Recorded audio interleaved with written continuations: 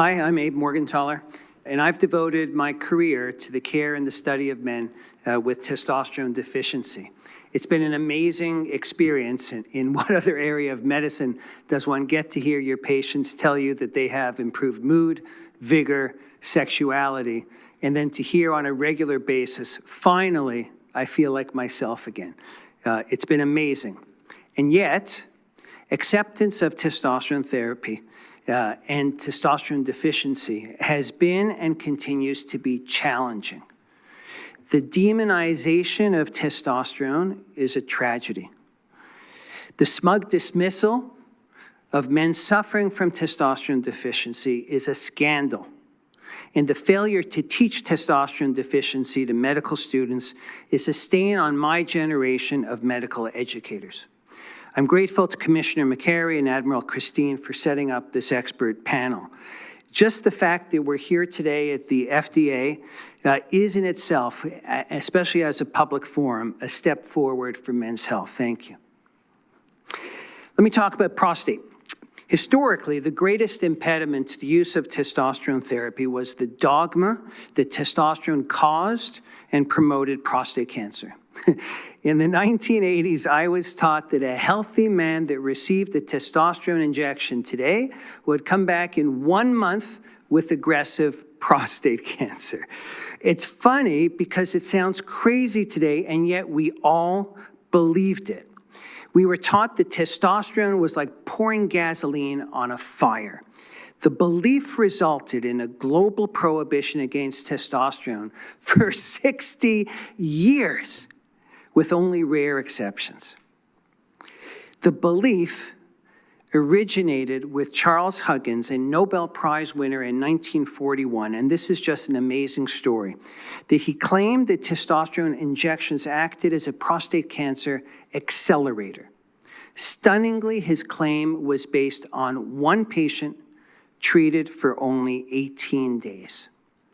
Over the last 30 years, the evidence has repeatedly, uniformly, and overwhelmingly shown this to be false.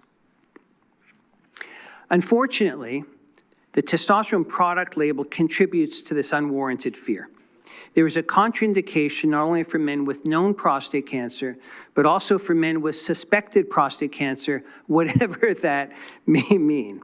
There are warnings that testosterone can increase prostate cancer risk and worsen urination symptoms by causing the prostate to enlarge. These can all be traced back to the 1970s when the testosterone hysteria was at its peak. None of these are correct. I'd like to show you some highlights from a robust evidence base. So, does higher testosterone, endogenous naturally occurring testosterone, increase prostate cancer risk? The answer is no. How do we know? Well, the best data come from the control arms of two large studies, the PCPT and the REDUCE trials, in which every man underwent prostate biopsy. Total testosterone, free testosterone, dihydrotestosterone, none were associated with increased prostate cancer risk. Does giving testosterone to men increase their prostate cancer risk? The answer is no. How do we know? Well, we have large RCTs, including TRAVERSE, that has been discussed. We have meta-analyses. We have observational trials. All of these uniformly fail to show increased prostate cancer risk. Importantly, we also have several large observational studies that have shown decreased risk. One recently published study in a Medicare population of over 500,000 men showed a 16% reduced risk. What about giving testosterone to men with known prostate cancer? There are more than 24 studies, including in men with metastatic disease, and several published by participants at this panel here today and myself. Not one has shown increased rates of recurrence or progression. And I just have to tell you a story. Just last month, a former patient contacted me. In 2015, when he had metastatic prostate cancer, he asked me to treat him with testosterone. He's now 10 years out, despite receiving testosterone for 3 years.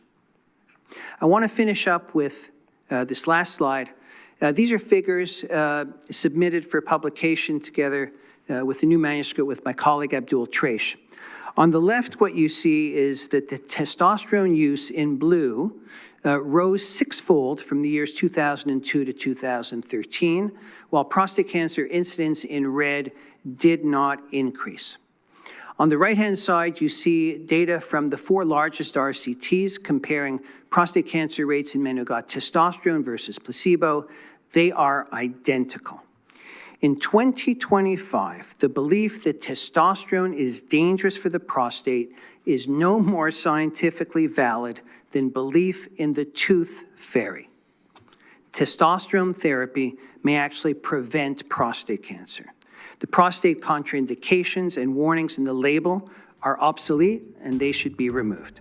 Thank you. Thank you for listening to The Sex Doctors with Dr. Marianne Brandon and Dr. Abraham Morgentaler. Be sure to subscribe, leave a review, and tune in next time for more expert advice on sexual health and relationships. I believe in miracles. Where you from? You sexy thing, you. I believe.